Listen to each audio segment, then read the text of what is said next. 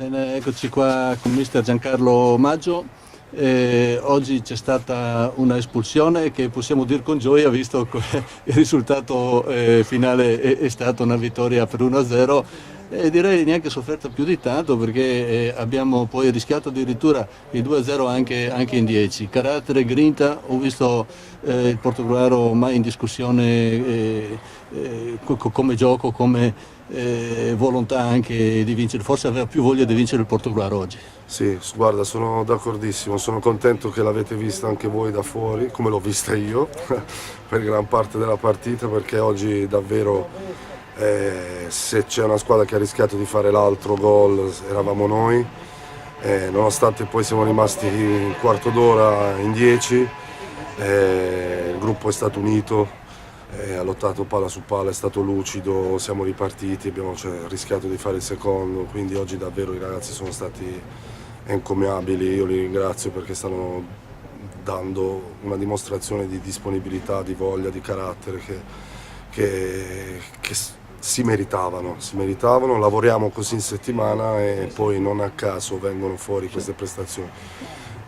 Un risultato, diciamo, ancora più goduto, in quanto non si riusciva più a fare il risultato contro l'Ufitergina, e le ultime partite le abbiamo sempre subite in maniera negativa. C'è da dire che loro hanno avuto come handicap l'abbandono per infortunio di Del Piero, che è un giocatore chiave, però come si dice non è un giocatore che fa la squadra, c'è il gruppo, e forse oggi il gruppo vincente era il Portogruaro. Sì, hai detto bene, anche se soffrivamo, però la sensazione che c'eravamo era evidente, quindi il gruppo è stato veramente compatto oggi, tant'è che nel secondo tempo non mi ricordo un'occasione dell'Opitergina, quindi abbiamo fatto 2 o 3 parate belle.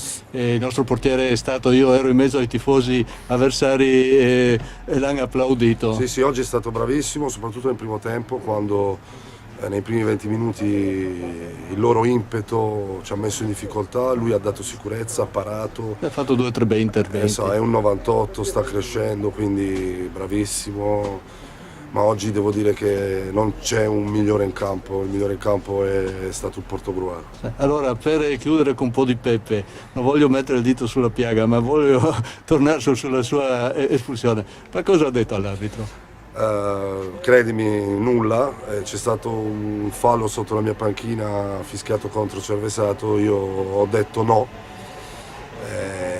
Forse perché anche prima avevo protestato, è venuto lì senza nessun preavviso e mi ha mandato fuori. È chiaro che anch'io la sento molto, è un mio limite, ci sto lavorando in tutte le maniere, devo migliorare, quindi anch'io da martedì testa bassa, pensiamo alla prossima. Allora chiudiamo con una battuta: tutto bene, ciò che finisce bene. Grazie mille.